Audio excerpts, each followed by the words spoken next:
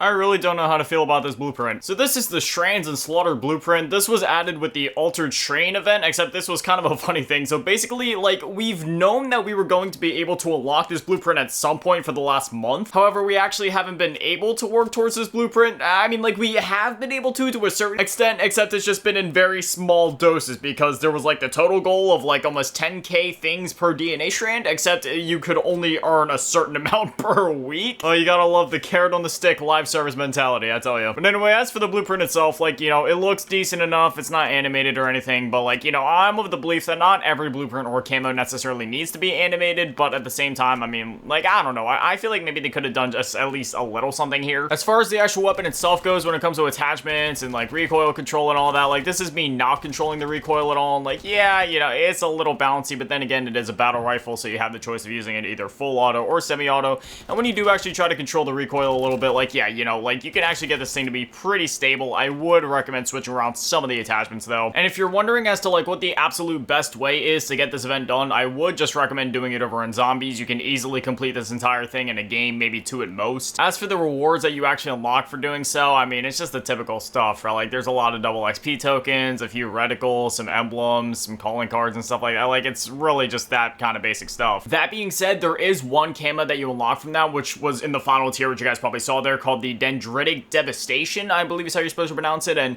you know, again, it's not animated or anything, but this is a camo where I feel like it could go either way, where I feel like it looks fine enough as it is. Like, sure, kind of looking at it on the surface, it's, I mean, I don't even know, it's like a hodgepodge of colors. It looks like somebody just kind of dipped a paintbrush into a bucket and just kind of splattered it all over the weapon. That being said, there's something about this that I actually like more than the final reward that you unlock for completing, like, the entire Altered Train event. Granted, this is the final reward and the final, like, tier of DNA strand, so you'll probably unlock this at the same time or around the same time as the final weapon anyway, but I mean, at the very least, like, I feel like this camo is pretty cool. Also, as with every other season of Modern Warfare 3 so far, if you complete all 8 sets of the weekly challenges throughout the season, you unlock this new camo called Helical Reverb. It looks pretty cool. You know, you got like the animated green DNA strands kind of flowing throughout the weapon, so, you know, it's pretty decent. I feel like they've been slowly getting, I want to say better and better, but I don't know. I feel like my favorite one is still Rotten Inferno from Season 2, but they've at least been getting more creative, I guess. Anything is better than that absolutely dreadful Coherence camo from Season 1. Otherwise, though, if I had to rank the season so far in terms of their seasonal camos, I'd probably say Rotten Inferno is my favorite, this one, and then Allegiances, and then Coherence. And now we have one final unlockable to cover. So,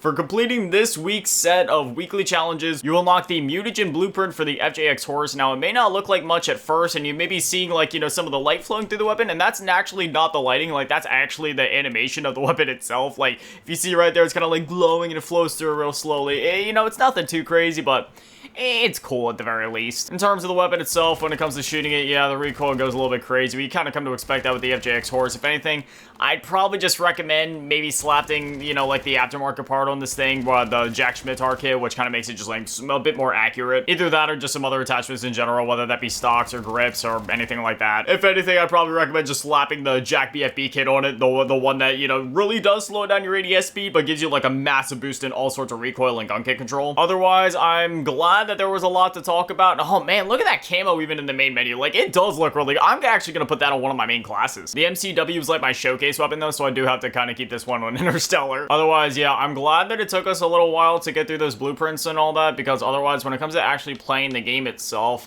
it's still kind of unplayable. So ever since Season 4 Reloaded dropped, there's just been this weird bug where the game is essentially unplayable. You get into a match, you play for a little bit, and then either right off the rip or shortly into the match, it'll just start lagging and jittering and stuttering, and this seems to be a problem affecting almost everybody on every single platform. Granted, some people aren't affected by it, but even people on like PS5 or PC are affected by it, but it seems to be more of a common thing on Xbox, which is where I play Call of Duty specifically. I mean, I don't have a console bias either way. It's just one of those things where I game share with somebody, so, you know, like they rely on me to get Call of Duty every year so then they can get it as well, so I'm like, alright, yeah, sure, so I'll just play it on Xbox. But still, regardless of where you decide to purchase a game, I mean, you shouldn't be punished for it by, you know, your game essentially being unplayable. So we'll take a minute and try to dive into a match and see what happens, but if it starts lagging and jittering, then I mean, we're literally just gonna sit at the main menu and talk for the rest of the video. Like, I don't even care. They ended up announcing the beta dates for Black Ops 6 as well, which I'm really excited for. So between August 30th to like September 4th, I believe it was, there's gonna be the early access period where if If you pre-order the game, you'll be able to dive in and play it and all that. And then they'll have an open beta a few days after that from September 6th to September 9th. And then I'm assuming they're also going to do like the early access for the campaign as usual as well. I am so excited for the campaign this year, following up on Cold War and the fact that it's going to branch the story between Cold War up to Black Ops 2. Oh man. I've said this before, I love every single Call of Duty as if they were my children, but there's something about the Black Ops series where it's just, not only is it like the best of all worlds where you have the amazing zombies, you have the amazing multiplayer, and you have the amazing campaigns, but, you know, it's also one of those things, just something about the Black Ops universe that I absolutely love. And again, I love the Modern Warfare universe too. It's just, I don't know, I feel like the nostalgia just because of how much time I've spent with the Black Ops games because of all the different modes of the game, the nostalgia just rings so hard over there. My love for that series just, it can't be contained. Phew, man, look at this camo in game. I actually really do like this camo. I feel like this is going to be a really hit or miss camo for most people, but for me, I really like it. If I'm going to be honest, I'm actually really excited for this one feature in Black Ops 6, and it's not even a feature, it's actually the removal of a feature, and that being tax sprint. I mean,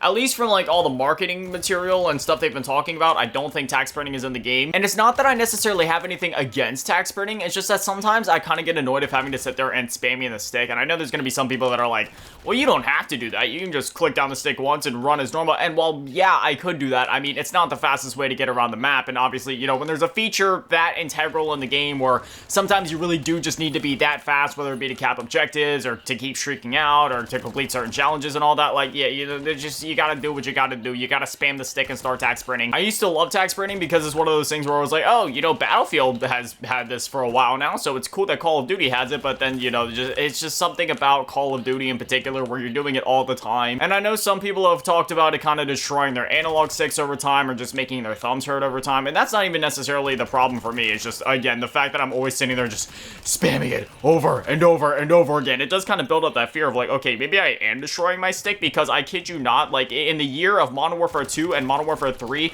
it destroyed my Series X controller, and that's why I'm now just using like a third-party wired Xbox controller. Originally, I was straight up gonna buy like a new Series X controller, but a part of me kind of just wants to wait for Black Ops 6 so that I can just get a fresh controller for that game, and then, you know, I don't have to worry about destroying the stick before that game comes out. I mean, sure, I guess I could get in and start to wear it in a little bit, but I'm cool with just starting out with a fresh controller once that game launches. I'll just keep destroying this third-party one in the meantime. Surprisingly, the game isn't lagging or anything like that. I mean, you know, we're still going strong. I mean, we'll see how things go towards the end of the game, because that's really like the true test, right? Like, usually how it goes is, once I boot up the game for the first time, everything is fine for the most part for the first match, and then towards the end it starts to lag, and then every other match after that is just screwed. So we'll see how things go. I really do have a bad habit of just not focusing on the gameplay in these Call of Duty videos. Like, more times than not, if you actually watch the gameplay, like, I'm usually just talking and playing with one of my hands up here, so I'm usually just playing like one-handed,